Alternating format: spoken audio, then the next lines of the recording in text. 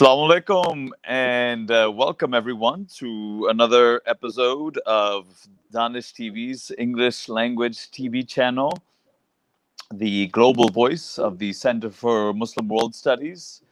And tonight is a very special night, tonight here in Pakistan and other places, evenings, mornings, afternoons, and so on, because we have with us Professor Joseph Massad, a dear friend, and beyond that, simply one of the most innovative, dynamic thinkers we have today in the world. I think that I don't want to start to go into my typical exaggeration, but in this case, there is no exaggeration.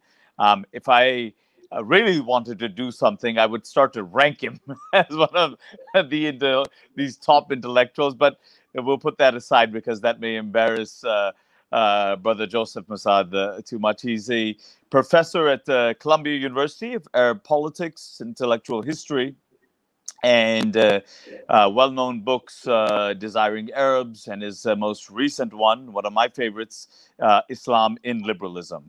And we are going to try to cover a couple of topics that he touches upon in his works, and not only in his monumental books, but in his scathingly sharp and incredibly incisive articles and pieces that he writes so prolifically. And it is really an honor and delight for us to have you, Professor Joseph Massad. Welcome. Thank you very much for having me and for this exceedingly generous introduction. It could go longer, but just for the sake of time, I'll spare. But so, Brother Joseph Massad, we were going to touch on three topics here, and I'll just lay them out at the beginning, and then we can go through them. But I wanted to go through first what has transpired, the larger context of the post-Cold War framework, and what has happened to, in some ways, broadly speaking, politics, and what has the larger process of kind of depoliticization and so on. So that's one thing we want to speak about. Another thing very pertinent and relevant right at the present moment, but of course, the phenomena we have been witnessing for a while, and that is the intensification and the resurgence of Islamophobia throughout the Western plutocracies, but especially as we've recently seen it in France. And finally, a topic very near and dear to our hearts, that's the question of Palestine. Another wonderful work by Professor Joseph Massad, the persistence of the Palestinian question, and not only the question of Palestine, but in the context of the treacherous behavior of some of the regimes in the region, and the types of pressure they're putting on our poor regime here in Pakistan.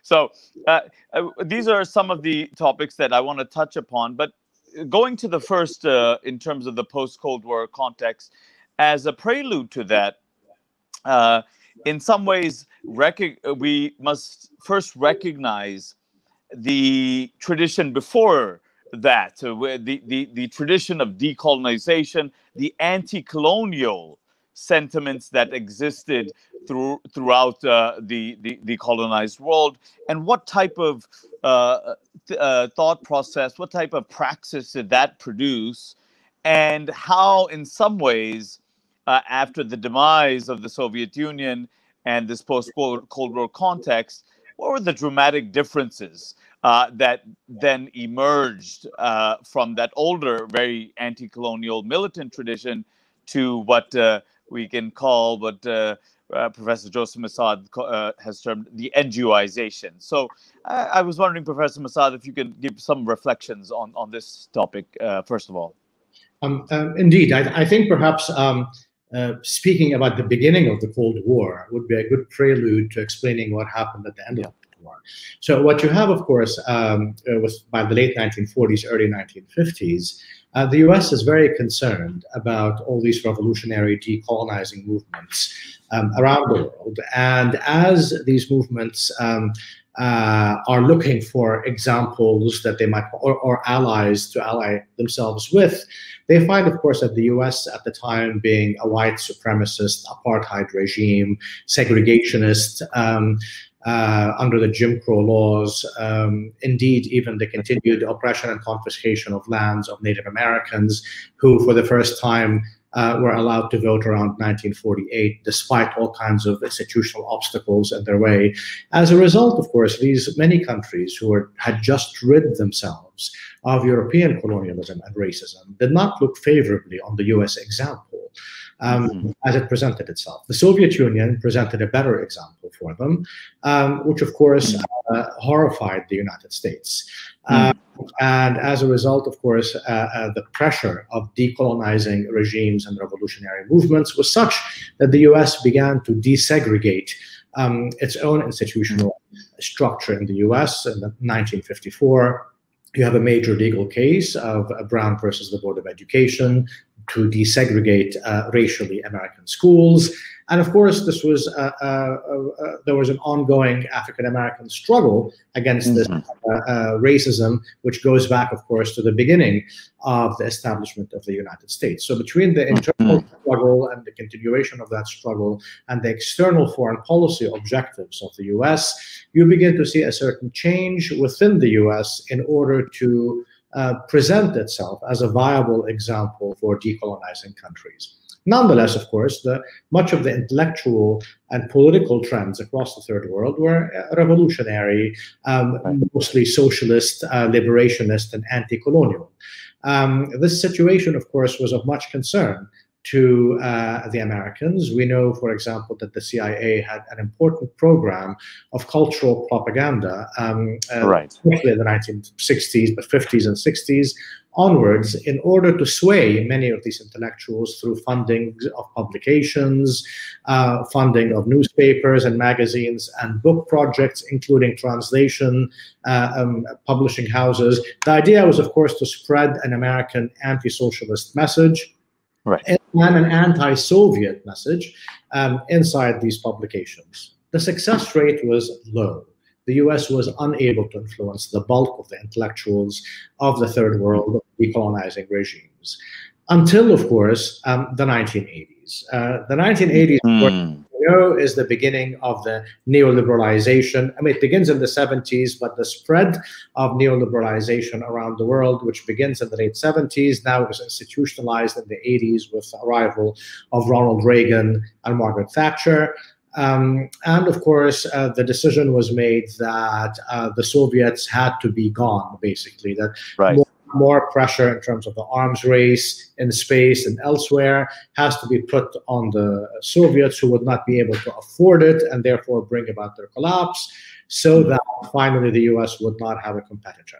Indeed, this is exactly what happened by the early 90s, but already you feel the change since the mid-1980s after the arrival of Gorbachev, and the US decides to transform a lot of these grassroots organizations that many of the Third World decolonizing socialist countries, or even more conservative countries, have also invested in, sort of in terms of women's groups, health groups, labor groups. All of those, of course, had been grassroots. They had to be transformed into something else in many ways, so that the US can control the kinds of politics that they would propagate. While a lot of these organizations, these early grassroots NGOs from the 60s and 70s, and mass organizations, now lost a lot of their funding as a result of the slow disappearance of the welfare state as a result of neoliberalism and the disappearance of the Soviet Union. They begin to be replaced by American and European Union funded non-governmental organizations, as well as privately, not only both governmental and private foundations. Ford Foundation, Carnegie Mellon, all of these organizations, who were, especially Ford, was instrumental in helping US imperialism during the Cold War, becomes the major funder for a large array of causes around the Third World, including including new research centers, you see. The new terms begin to be democracy, freedom of speech, and political expression, rather than, so the idea is that we should forget about economic rights, we should forget about economic democracy, and we should put forth a kind of semblance of what the US calls political democracy. So all economic issues were basically shunned aside, and sort of what emerged in the US in the 1970s as identity politics now begins to be disseminated across these NGOs around the third world. Suddenly, activists who had worked for decades to bring about equal rights for women were told, why don't you work for our NGOs? You know, we also support women's rights, and we'll give you, you know, $4,000 or $5,000 a month as a salary, your own NGO car with a driver and what have you.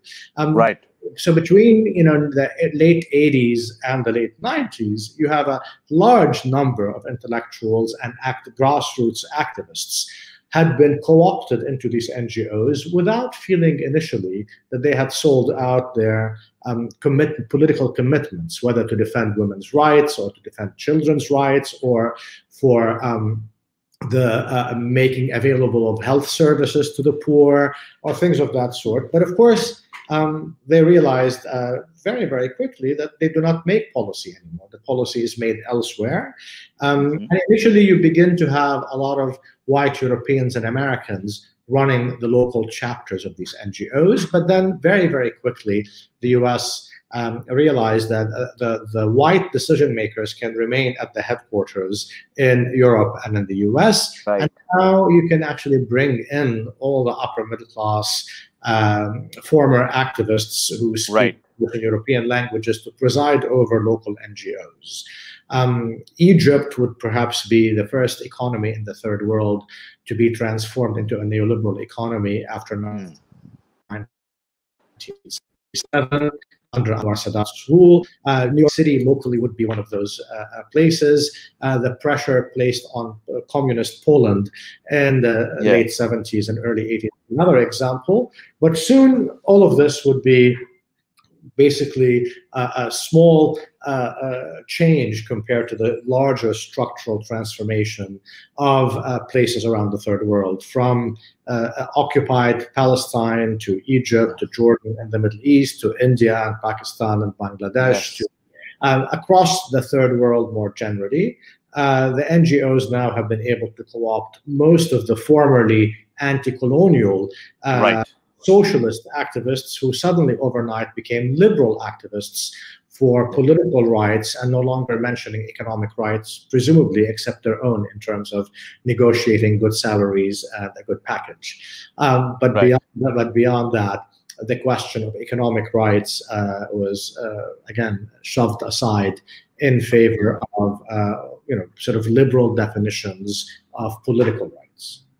No, you're absolutely right, Professor Massad. I mean, here in Pakistan, we know this all too well. I mean, the term even NGO by this stage, I mean, it has almost become like a four-letter word that people don't want to associate. Although, of course, we have a class of intelligentsia that's the way to go. And this whole era that you're describing, it seems like it was a very deliberate project of depoliticizing the old mass movements and getting these kind of the old progressive anti-colonial intellectuals and activists into a project in which the way to transformation to revolution is start an NGO or become part of an NGO, and that'll solve all the problems. Whereas all the issues that you mentioned, doesn't matter whether the state is now washing its hands away from taking care of the population, not all the IMF, World Bank restructuring of the economies, that we don't speak about. But it's we just open up an NGO from 9 to 5, and hopefully that will bring about the revolution. I mean, in some ways, this is no revolution necessary. Revolution is no longer necessary. In fact, that is a passe, and in fact, that was that'll be more bloody and violent and cause more problems that we have. I mean, this is the kind of ideology that's being infused. Only a liberal horizon of political rights would ensure freedom, while we don't have to worry about the economy. Right, absolutely. So one of the interesting things about neoliberalism is that while neoliberalism always speaks about the contraction of the state, for example, the World Bank and the IMF and the US would insist in the restructuring of the local economy that the state is very wasteful. It has to actually bring down its expenditures by contracting its services. However, of course, as all the social services get contracted by the state, one arena gets constantly expanding, and the IMF and the World Bank don't object to it, namely the military and the police. Right. The policing and the military arms of the state continue to expand, and there's no objection about the amount of money that is taken away from social services to be pumped into the army and the local police and other repressive apparatuses, because of course they are now needed as poverty has become more and more prevalent, and people will of course be more likely to demonstrate or revolt, necessitating the repressive arm of the state. So again, when they speak about the contraction of the state, what they mean is only the social services, and they forget to mention the major expansion of the repressive apparatuses of the state, needed for social control of the large swaths of the population that will be impoverished by this entire process. Including in the United States, of course. I mean, let us remember President Obama militarized the police force in the U.S. in anticipation that his neoliberal policies, which continued the neoliberal policies of Reagan and Bush and Clinton, were bringing about more poverty. And therefore, you would walk in New York City and find policemen with submachine guns for the first time ever. So, and this is in the US, where there are still some legal frameworks to defend the civil rights of the population. This is supposedly in the zone of being. Even this is happening in the zone of being. And you can imagine what's happening in the zone of non-being. But we would often joke about how many of these NGOs would not care, as you were saying, were completely indifferent to the socio-economic issues of the day, and so they would want to make a conservative poor person a more liberal poor person. That's pretty much it. And even that, the agenda of that, was suspected as well. I should say that some of the more radical amongst them are interested in mitigating the horrific effects of neoliberalism, but only in mitigating them. They don't think there's anything wrong with neoliberalism, except that it has certain effects that are really bad on the poor, and some of the NGOs want to help mitigate the effects of neoliberalism on the extreme poor. But of course, the main theater of events today, of course, is on the economic sphere, and that is the theater that is fully abandoned by most of the NGOs, and the extent to which some of them in any way approach it, it's only as a mitigating factor in lessening the effects on the of extreme poverty on certain. Absolutely. And in some ways, we have reached a stage of this neoliberal project in which, for them not to even pay lip service to this would discredit them entirely, because the levels of inequality that now we have reached throughout the world. You're absolutely right. I mean, I think that some of these NGOs certainly do have to do work that does mitigate the suffering, and certainly the ones even that don't do it have to pay lip service to it, because the stage that we've reached has utterly exposed the neoliberal project and the mass impoverishment that it's caused. But we can go on this topic for a while, but I think we've made the main point. I want to say just one afterthought. Sure. The important thing, of course, again, is the question of human rights. So Yes. human rights, of course, the definition that is adopted by all these Western-supported NGOs is the US definition of human rights, meaning economic rights are not human rights. So the right to free healthcare, the right to free education, the right to housing, the right to work are not considered human rights because the US does not consider them such, whereas previously the Soviets and third world welfare states always did. However, not being able to express a political opinion becomes a human right rather than a civil right or a political right. So it is important that, so all the talk about human rights usually do not include these basic economic human rights that are not included. They're called them separately as social and economic rights that are not really within the purview of organizations like Amnesty International or Human Rights Watch, who would, for example, write a report on India for not providing 100% healthcare to all its population. Free health or free, that would not be a violation of human rights, let alone, of course, the US, but which does not provide, free healthcare to its population. So again, even those issues are very much the neoliberal agenda. But we can now No, it's actually a good segue, because I was thinking when you're talking it's important we brought up this whole issue of how in some ways the human rights industry in the West, the way that it has very narrowly defined what human rights are and what are kind of irrelevant to the whole domain of human rights. A segue to kind of what we wanted to discuss around the issue of the resurgence of Islamophobia. And what it made me think of course, is the long genealogy and lineage of this colonial type of colonial feminism, colonial all types of projects to civilize, to liberate, and particularly here we're talking about in Islamicate contexts. So I wanted to kind of transition from that, from what you said at the end about talking about kind of this narrowing of a notion of human rights, and the way that now we enter this period in which, of course, the most immediate example right after 9/11 was, of course, the war in Afghanistan, because most of the feminist groups within the United States clearly on board the project to liberate the women of Afghanistan from these barbaric Muslim men.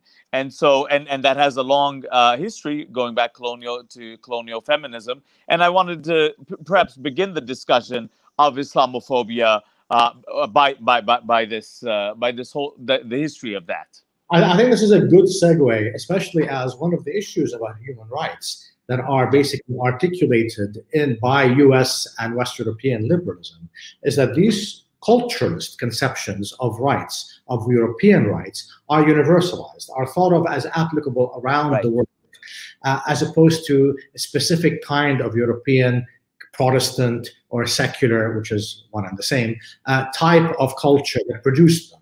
Right? So as a result, whatever the West produces has universal applicability. Any kind of value system that you might have within your own country and history becomes cultural. So whatever they do is not cultural, it's universal. Whatever anybody else who is not part of the non-white, non-European, non-Protestant world does is a cultural manifestation. So this is, of course, how we begin to see this discourse from the 18th century. The idea that suddenly Western kind of tyranny and despotism is considered enlightened, and that the problem with Western tyrants and despots at the time, we see this in the work of the French thinker Montesquieu, who tells or assails actually French kings and European kings who are too absolutist, that they are acting the way Oriental despots and Muslim despots do. So in a way, he's shaming them into not being Oriental. So the project at the time in the 18th century was very much to make sure Europe is Occidentalized, it's Westernized, and any traces of this alleged Orient that exists within it is eliminated. We see this also by the end of the 18th century by the British women's rights thinker Mary Wollstonecraft, who would also advance the idea of assailing European men for the way they treat their women, telling them that they treat them the way Muslims and Orientals treat them. So again, it's shaming them into telling them you are better than these people, and of course, all based on all kinds of Orientalist fantasies of how Muslim men and Muslim women live, and not to mention, you know, their standing in the law, etc.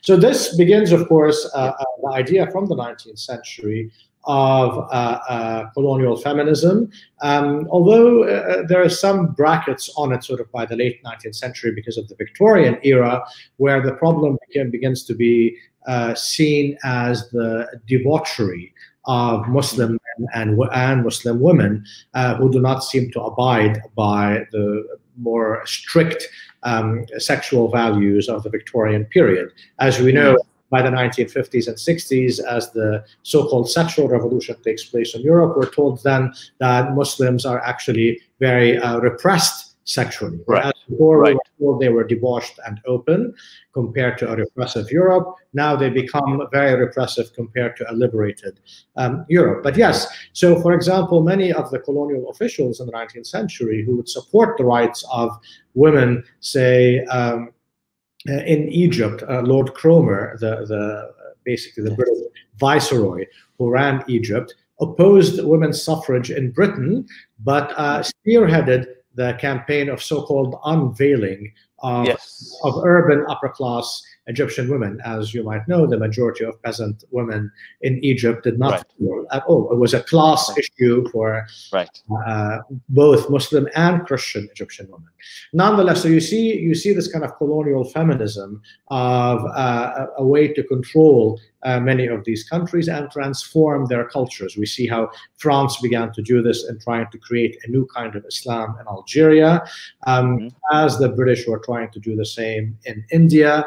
So that the idea of even religious reform, which begins in the middle of the 19th century, would get a lot of support from these colonial powers, because the idea was at the time that Islam should be transformed into something akin to Protestant Christianity. That these new reform movements, especially by Al-Afghani and Muhammad Abdu, in the case of the Arab world and Iran in the second half of the 19th century, were very much supported by British colonial officials, and in that sense, were very much in line with British policy at the time. So.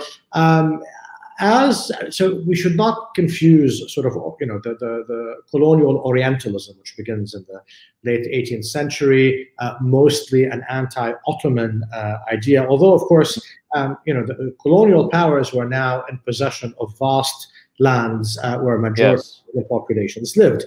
You have the Dutch who had taken over the East Indies, or what becomes Indonesia. The English were everywhere now across the Indian subcontinent. And the French were in Algeria and extending themselves across the rest of North Africa. The Italians were newcomers in the 20th century to Libya and Eritrea, but they were less significant in that sense. So as a result of having these huge Muslim populations, they were very concerned about Ottoman power, and that the Ottoman Sultan, increasingly seeing himself and presenting himself as a caliph, could easily foment revolution against Christian colonial rule in these places. So the attempt to take over the Ottoman Empire from, you know, the 19th century on, and subsequently dismantling it by World War I, was very much part of keeping the colonial Muslim territory quiescent, and of course to divide the loot between them, as well as had happened. In the French, of course, in Algeria, as soon as they arrived, began, of course, to take over mosques, and they transformed the major mosque in Algiers into the Cathédrale de Saint-Philippe in 2 years of their conquest of Algeria, as they would do with many other sort of mosques, which were transformed into churches. The idea, again, is that both for the Protestants and the Catholics, although more for the Protestants, that Islam old religion, and at least Protestant Christianity now would be the youngest religion, and therefore the more advanced. The French Catholics felt that also, while not Protestant, that their religion was still more civilized than all other, of course, religions, Judaism, right, not to mention non-monotheistic religions. So, in large measure, then, the question of what becomes Islamophobia has roots, of course, in Orientalism.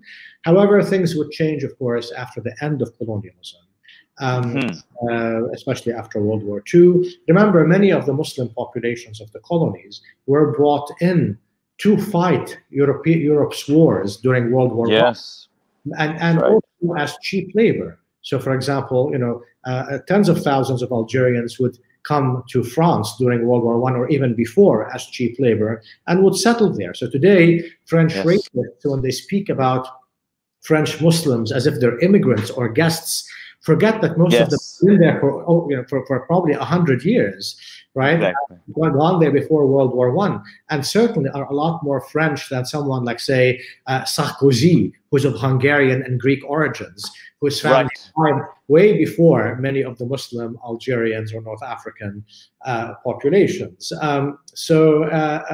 Similarly, we see this in other places, whether it's Turks in Germany, Indians, Pakistanis, and Bangladesh in Britain, Indonesians in Holland. Again, these populations were brought in to serve these elites at that time. The concern after the 1960s was that their populations were increasing. The white populations of Western Europe were decreasing, and the median age was getting higher and higher. And suddenly, the concern began to be hugely important after the Iranian Revolution.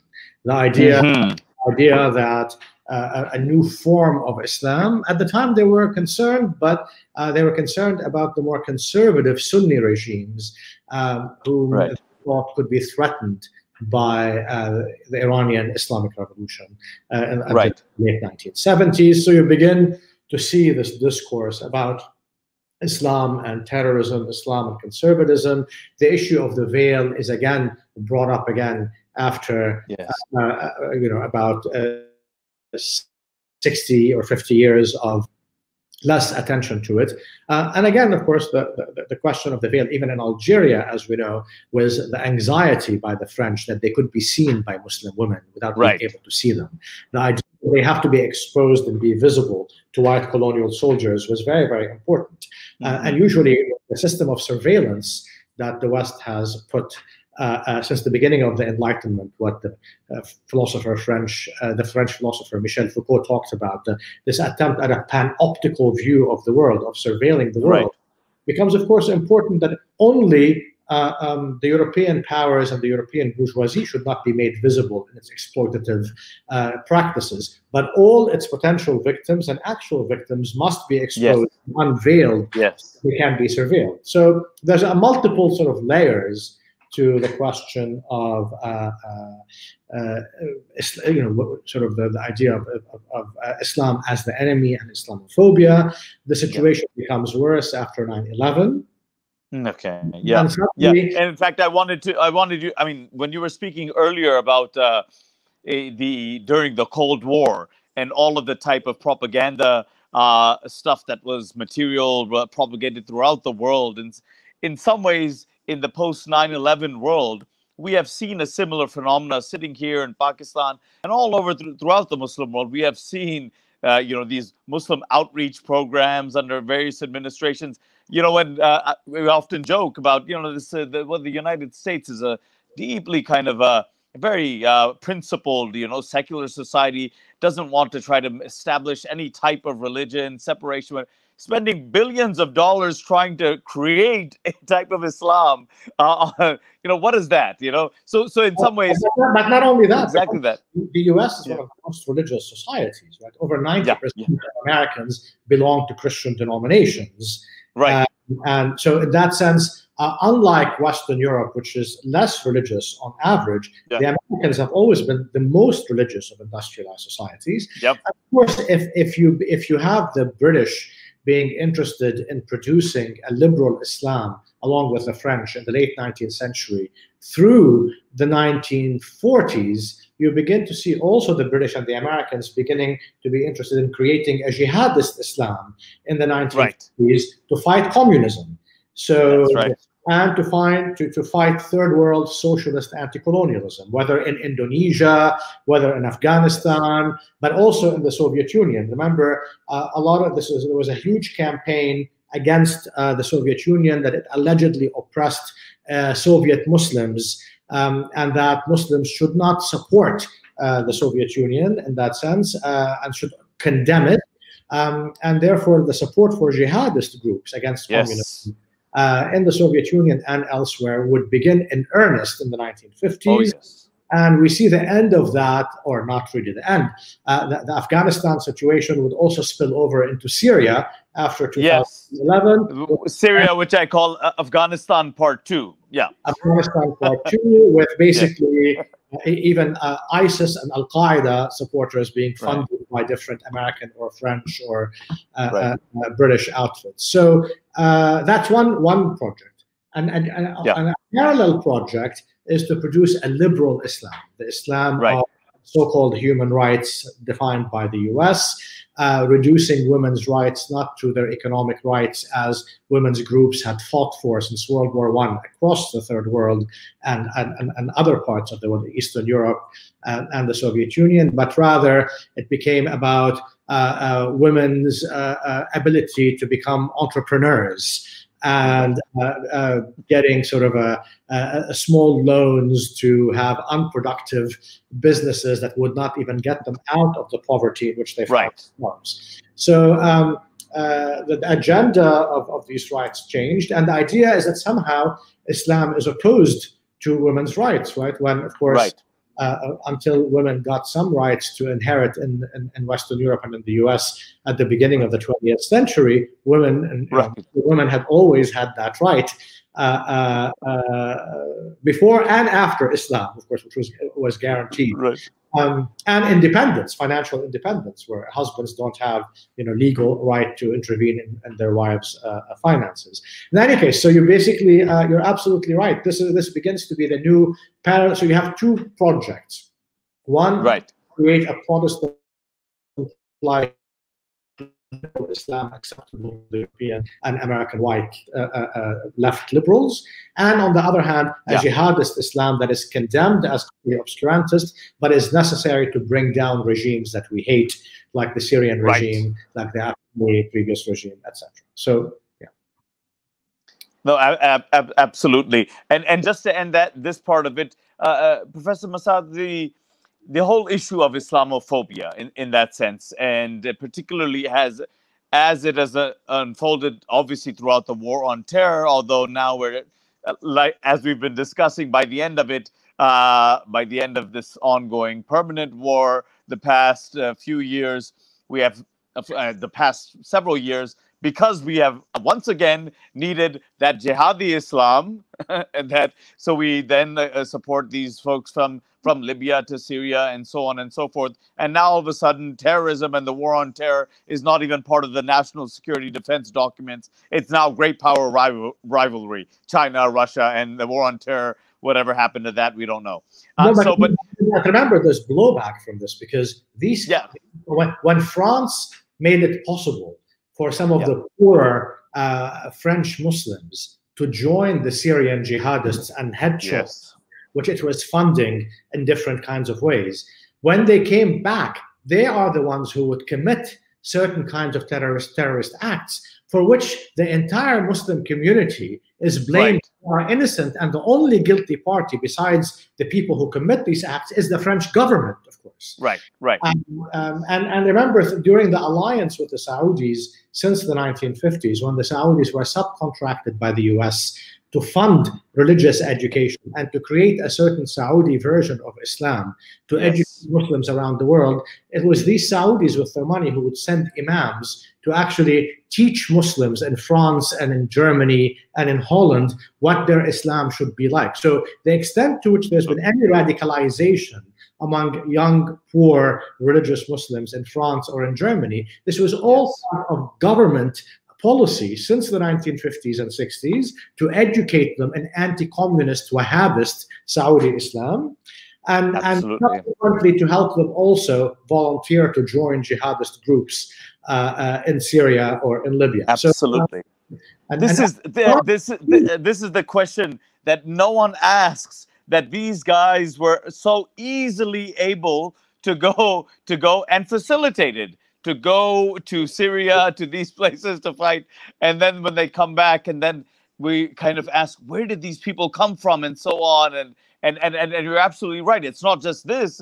It's part of a long-standing government policy of allowing basically that relationship with the Saudi Wahhabi state, and for them to kind of send their trained imams to basically brainwash the entire Muslim world. And it's not just obviously within France or in the Muslim minority context, but even Muslim majority context, places like Pakistan, places like Indonesia, other places, like Pakistan or like Egypt or elsewhere. Yes. The Saudis also would do is, of course, they would donate huge amounts of textbooks about Islam to be distributed to school children. And since Pakistan and Egypt are not big, rich states, they would accept donations of the sort that now would become the basis of this new kind of education, right?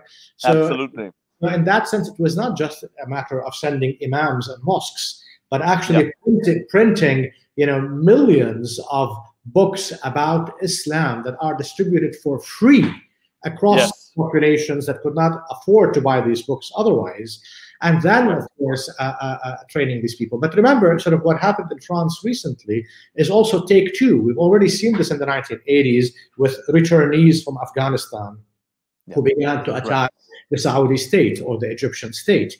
And we are told now that Islamists, are responsible. But these are the kind of jihadists that were supported and funded by the US and the Saudis, and even Mubarak's Egypt, or even Sadatist Egypt, before Sadat was actually assassinated by one of them at that time. So again, the idea that the returnees from America's wars against its enemies, or the West's wars against its enemies, now began to be an important part of Islamophobia. That on the one hand, you support jihadism, on the other hand, you support... Absolutely. Professor Massad, but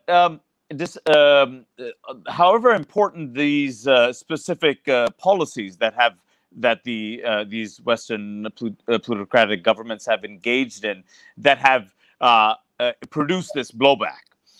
Beyond that, is there a larger sense that you have of the function of Islamophobia, or the relationship of the quote-unquote West with Islam, that drives a certain form of Islamophobia today? Is there something bigger than that, than what we're speaking about in terms of just these policies that have certainly produced the type of blowback we spoke about? Well, I think neoliberalism is the story. One of the few ongoing peoples around the world with ideologies or religious understandings of the world that has stood as resistance to the spread of neoliberalism and liberal universalizing ideas to make it possible has been the Muslim world, and partly Africa. So Africa, several African countries, and and sometimes, of course, there's African Muslim countries as well as the rest of the Muslim world, all together seem to be the last bastion of resistance to neoliberalization. So as a result, Iran becomes a problem. You begin to see some of that in Latin America, but this is more recent in terms of, because they usually use socialism. The rhetoric of socialism has been delegitimized in the West since the Cold War. They need to do very little effort to delegitimize it today. There's already a red baiting anti-communism. Right. But for Islam and Africa, ultimately, the idea of human rights and liberal rights standing in the way of the universalizing of Europe's enlightened rights, as opposed to universalizing Europe's and America's capital to be able to, pillage more and more of these countries. Anyone who stands in its way becomes a problem. So Iran becomes a problem. Syria, which is strangely secular, but also becomes a problem. Hezbollah, which is an anti-colonial resistance group in Lebanon, becomes a problem, etc. There are some remnants of the past, North Korea or Venezuela, but the U.S. is able to take care of some of those, not successfully in Venezuela, almost successfully in Ecuador, but ultimately not so much. However, there is an ongoing ideological and intelligence, economic, and military war against these different groups, because they continue to stand in the way of the advance of US and West European neoliberalism. It is not coincidental, for example, that the French are deployed in places in Niger or Mali, in areas where there are a lot of metals that French corporations are invested. Yet they are concerned about Boko Haram. And in fact, whatever resistance they get is as a result of their intervention, and of the funding of these groups before. But it's all about economic exploitation. Iran's oil remains very important. Saudi oil, not necessarily because Americans need that oil. They just need to control its distribution to the rest of the world. Right, absolutely. And this is, Professor Massad, a great way to kind of go to one of the other, the final kind of issue that we wanted to turn to. That was the current predicament in WANA region, West Asia, North Africa, or the colonial term, the Middle East. And because when we were speaking about Iran, Hezbollah, Syria, where's what's termed the axis of resistance often, the centrality of Israel in American foreign policy in the Middle East, and the way that now it has been able to, of course, we know that these ties have been building between the UAE and Saudi Arabia and Israel for a while, the de facto, and now they're becoming de jure in terms of the normalization, the so-called peace agreements between countries that were never at war with each other in the first place. So that's a joke in itself. But I do want you to, because this is something that you write really passionately about, and yes, it's I think that it is, as you say, the persistence of the Palestinian question is, I think today stands as a symbol of that ongoing anti-colonial struggle for dignity and justice. So your thoughts on that? What's going on right now? I think, of course, the Palestinians are an obstacle to making Iran the most important enemy and target for US and European, West European intervention, as well as, of course, as Israeli intervention. So if you can neutralize the Palestinians, Iran, as we were speaking about earlier, can now be targeted with impunity. The issue, of course, with the Gulf states begins after 9/11.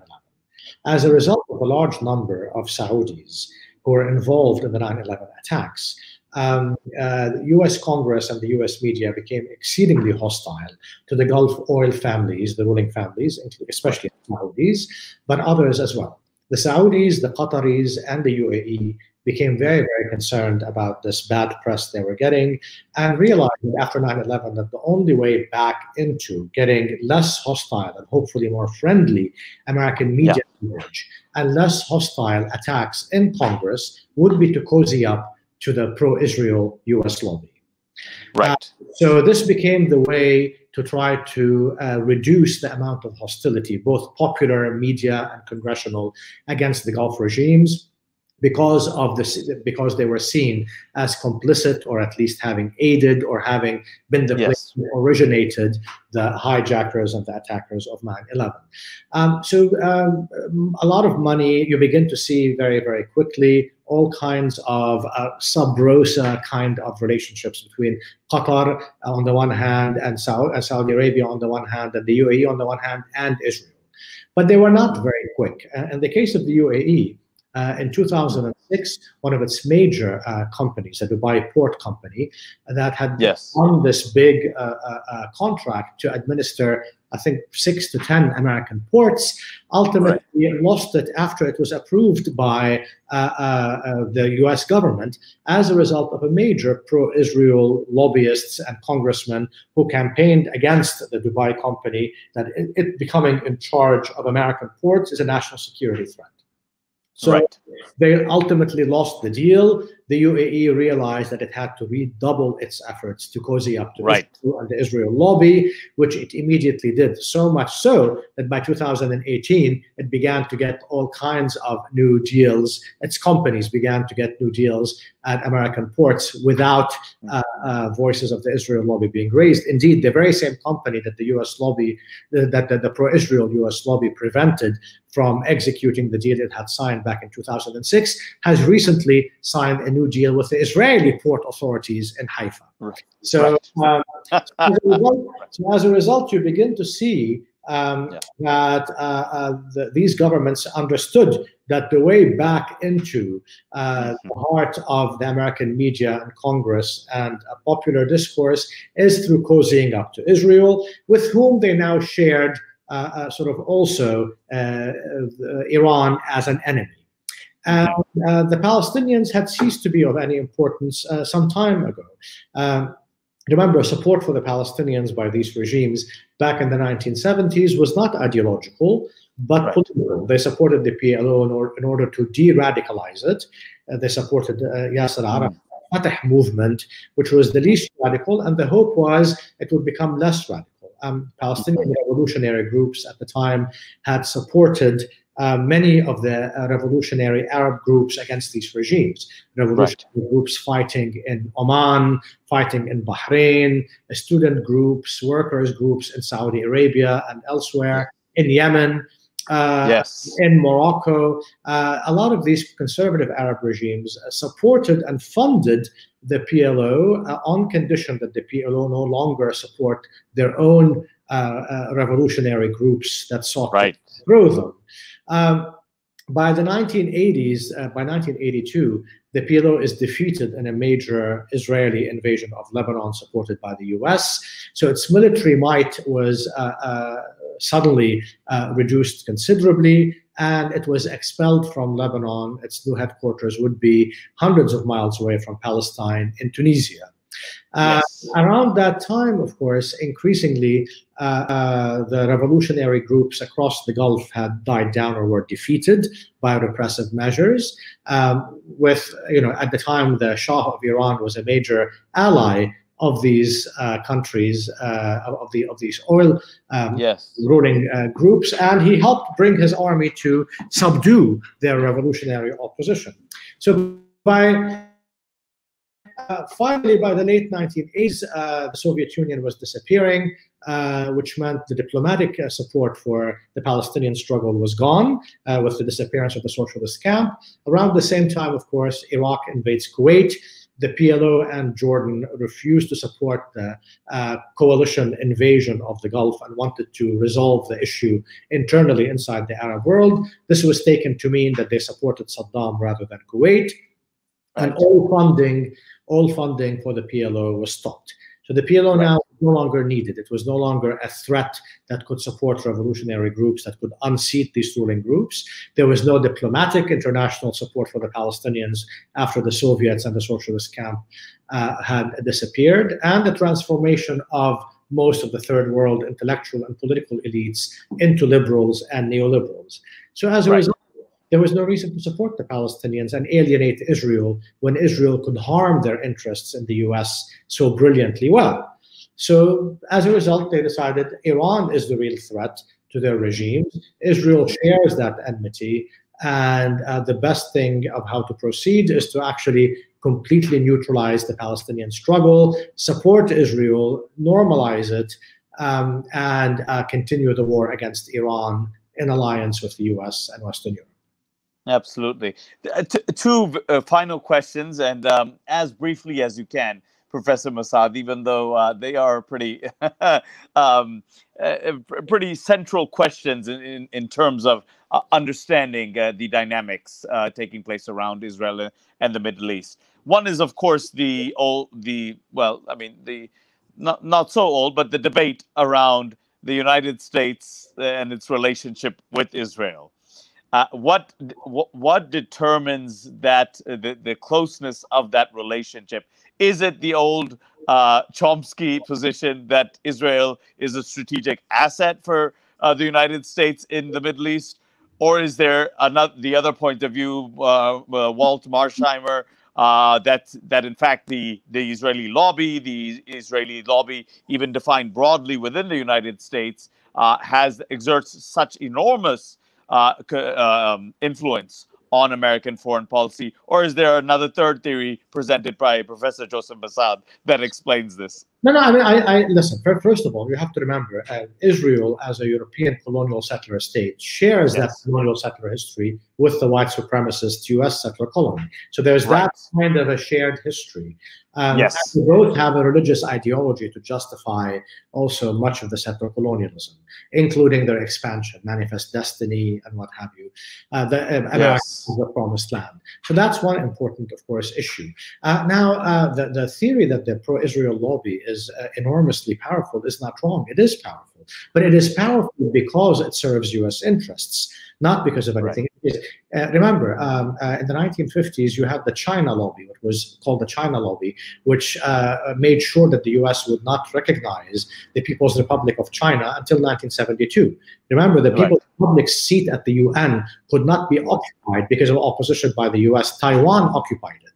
And the China lobby at the time was very strong because it pushed for U.S. interests. It's not that it didn't oppose U.S. interests, so it supported existing U.S. policy and even wanted the U.S. to intensify it. By the 1960s, you have the Cuba lobby, which also, like the U.S. government, was opposed to the Cuban Revolution. And supported more, and it became very enormously strong and continues to, and pushed for more aggressive policy toward Cuba. The Israel lobby, which emerges in the 1970s, is no stronger. I mean, the extent to which it is stronger than the China lobby or the Cuba lobby is because Israel is a more important U.S. strategy in the Middle East. People who think there's something special about that, that without absent Israel, the U.S. would have supported the Palestinian struggle, are sorely mistaken. The U.S., of course, as you know, has never supported the national liberation struggle of the Third World since World War II at all. Why would the Palestinians be the exception absent the pro-Israel struggle? The Americans did not support the struggle of the Vietnamese or of the Cambodians or of the South Africans or of the Algerians. Why would they have supported the Palestinians? So while the Israel lobby, of course, wants American hostility to Palestinians and friendship and alliance with Israel to continue to intensify, it is not the cause of that strategy. It simply pushes for more of the same. So, yeah, precisely. So it is in sync. The Israeli lobby is in sync with the U.S. interest itself within the Middle East. I think that's the way we can look at it. If it was not in sync with those interests, it would not be as... Indeed, the Soviet Union would have funded a major lobby to change American policy to support the Precisely. If lobbies could change American policy, then the Soviets could have done that. No, lobbies in America, lobbies in the U.S., political lobbies on foreign policy are successful because they push existing policy. They just want it to go even further. That's all. They don't oppose existing policy. This is a crucial point. This is a crucial point because many Muslims, Arabs, etc., fall into this trap of thinking that, well, it's just about getting the power and then we can change existing U.S. foreign policy for decades. We can change it. But no amount of Iranian money can buy a pro-Iranian lobby in the U.S. to change U.S. policy.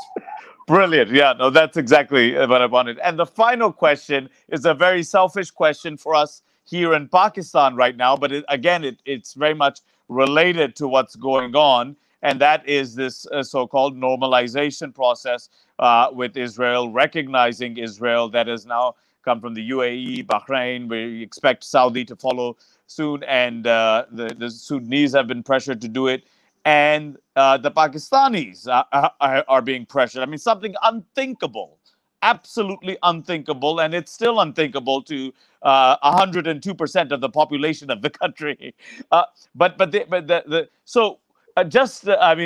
It's almost silly that I'm asking you this question. Why should Pakistan not normalize relations with Israel?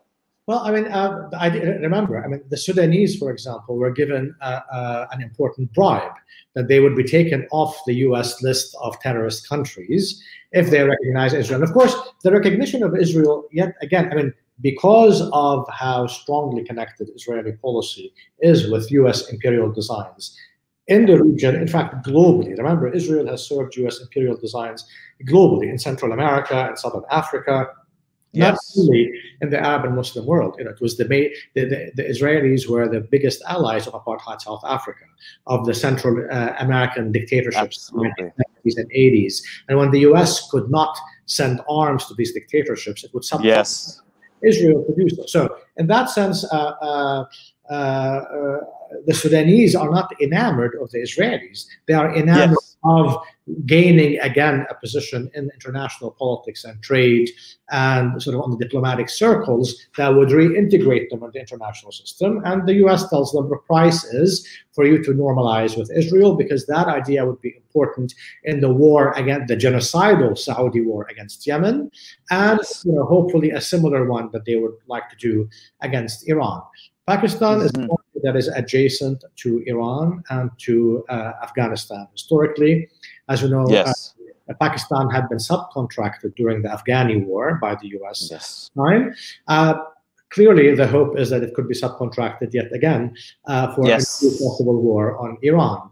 Now, what are the benefits for the Pakistani people from an alliance with Israel or normalization with Israel? It remains unclear. I mean, clearly the Israelis would benefit greatly diplomatically and economically by finding a new market to dump their substandard products on.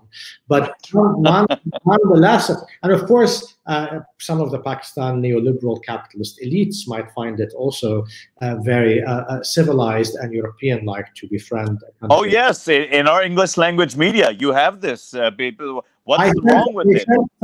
When I visited and spoke in Pakistan, in Karachi, a couple of years ago, when I spoke with some people. So there was that kind of a liberal, white wannabe, we are civilized too, and why shouldn't we speak to the civilized, which you get through from, white wannabe liberals across the third world as we began conversation, because of the neoliberal economic interests and the so-called universal liberal values of white liberals in the US. So in that sense, of course, I think the benefits are clear. They're Israeli benefits to the detriment of the majority of the people of Pakistan. So the people of Pakistan have been struggling economically, and they don't need more economic oppression and exploitation. Joining the civilized world and befriending the country of Israel.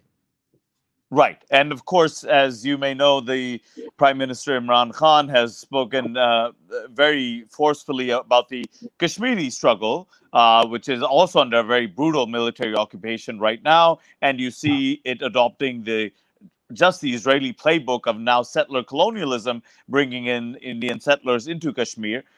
And of course, he has made statements on the Palestinians. So there's clearly a moral impulse there as well, recognizing that this is this is part of that anti-colonial tradition against settler colonialism, against military occupation. So I'm sure that that is part of your argument as well. I mean, the ideological question, of course, and the moral question is a very important one. But in the world of realpolitik, of course, it's the kinds of rewards, political and economic rewards, that the Pakistani elite hope to get. Those who support this kind of normalization among Pakistani hope to get. I think the more sober analysis of the other part of the Pakistani elite, who doesn't see a benefit, but perhaps a lack of benefit, maybe even a loss in undertaking a step, I think are in the right, even from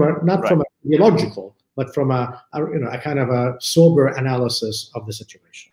That is not absolutely Absolutely, and it's very actually astute of you to observe that, and this is what it seems like to us as well. This is a real division of those who are stuck to the old way, the whole Cold War framework, and the Pakistani military basically almost being a mercenary army defending these conservative Gulf Arab regimes, etc. And the new that's recognizing that the world is reorienting. It's a new geopolitics of the world, and there are countries like Iran, Turkey, Malaysia, others that could potentially, within the at least within the Islamicate world, could counter that hegemony that the Saudis have historically exerted throughout the Islamicate world. Remember, the Shah's army played that role before Pakistan. The Jordanian army helped, for example, in Oman. Yes. To bring down the revolution back in the early to mid 70s, etc. So yes, of course, and in that sense, Pakistan was also a bulwark of anti-Soviet policy during the Cold War. Absolutely. So the idea is to bring it into another sort of regional hot war, if not Cold War, with Iran and Afghanistan, is not something that is should be of interest to the majority of the struggling masses in Pakistan. I don't know. Wonderful. Professor Massad, I've taken more time than we said, so I'd like to profusely apologize for that. But I just could not help pick your brain on these issues. I am most grateful to be on your program, and I look forward to hopefully coming in person yet again to visit Pakistan. Yes, hopefully for a different experience and a different crowd with a different narrative. I had a wonderful time when I visited Pakistan last time. The wonderful, beautiful country. I was the hospitality was amazing, but also getting to be in that part of the world that I had read so much, and not having been there to be inside it was just an amazing, an important experience. And that was in Karachi, correct? I was in Karachi. Okay. Which I loved, yes. And of course, yes, I know I will also love yes, major cities from Lahore to Islamabad across the country. So I hope exactly possible. No, we very much look forward to that. And Professor Massad, once again, I want to thank you, remind our viewership that we have just had more than an hour with one of the leading thinkers in the world today. Professor Joseph Massad, professor at Columbia University. Follow his articles, his works, his books, and we hope to really have him on the program maybe once again, and certainly here in Pakistan. Once conditions are good enough to have him here and give his profound insights and erudition to us once more. So thank you, Professor Massad, for joining us today. Thank you.